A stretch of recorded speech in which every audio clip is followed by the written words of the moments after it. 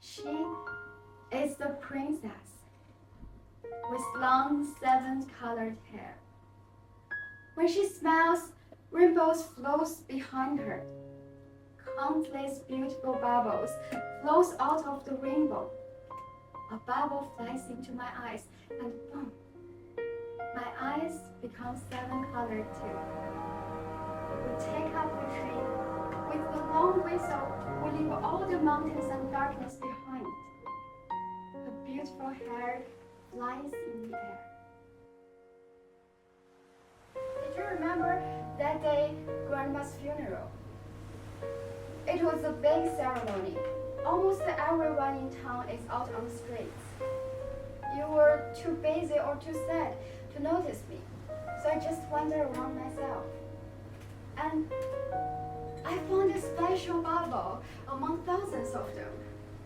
The brilliance of it took all my attention, so I walked follow it, going through all the streets, the market, the park, and finally arriving in the edge of the town, flying towards the summit.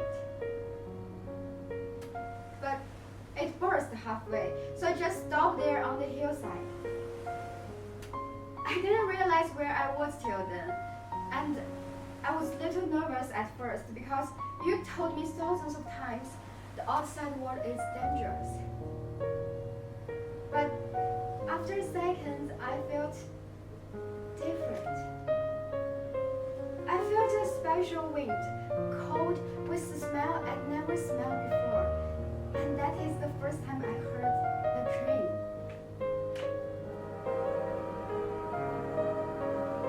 I closed my eyes and stepped back unconsciously, and suddenly I touched her hand.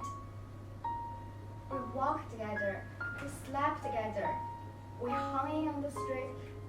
She would sometimes getting wet by the water dripping from the eaves. She was too slow to die.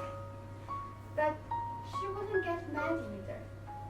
Just stood there, looking at me and smiling. Her eyes were so dark, so bright, as if she was always looking at me. She would always be there and look at me all the time. Falling asleep, waking up, living a life, arriving in death. Yes, Nancy's funeral day. As usual, we had a big cleansing ceremony which someone died. The street was crowded.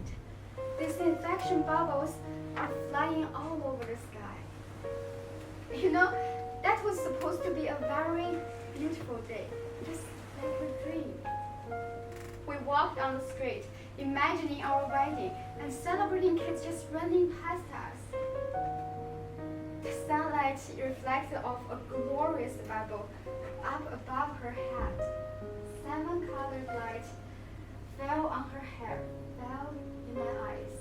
She was smiling. Rainbows flow behind her. Countless beautiful bubbles flow out of the rainbow, and the bubble landed on her head. Broke. A few tiny drops fell, and all of a sudden, just at that moment, I could see all the lights in her eyes, all the sparks come from her smile, all the glamour of her disappeared. She died. I kneeled beside her desperately. I yelled loudly, "Could someone help us? She needs help!" But everyone just stood there looking at us, just like look at a madman. Crazy, daft. They stepped back away. No one was willing to help. What's the big deal? That's just a doll. She's not just a doll. I love her. With the intense emotion, the ring in her hand falls to the ground. I was born on such a gorgeous, glorious, dreamy day, and died on such gorgeous, glorious, dreamy day.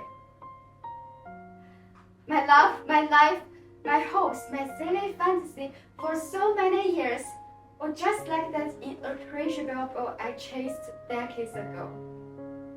Desperately floating over the streets, over the buildings, floating upward, upward. I didn't cross the line. I didn't hit the wall, but for no reason, shattered on my own. Tearful, I noticed the drop crumpled in the air, like a puff of smoke. You're insane, Cian. I can't understand how you became like this. Of course you won't understand, Mom. You never tried to, and you even didn't come today. She lifts her head, looks silently ahead at the empty. After a while, she removes her large veil and places it over the rings.